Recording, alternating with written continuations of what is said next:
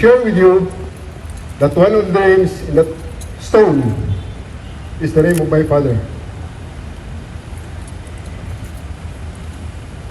Master Sergeant Rodolfo M. Torre, 551354 PC. A member of the PC Rangers whose motto is always outnumbered but never outfought.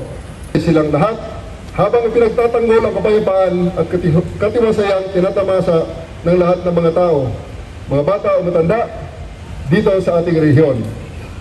All of us owe it to them, the peace and richness we are all enjoying.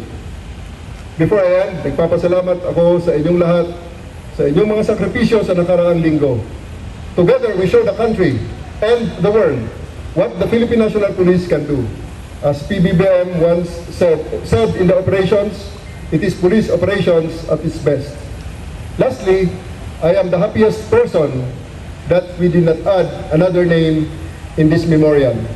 Sa gawa natin ng operasyon ng mapayapa at walang namatay sa atin.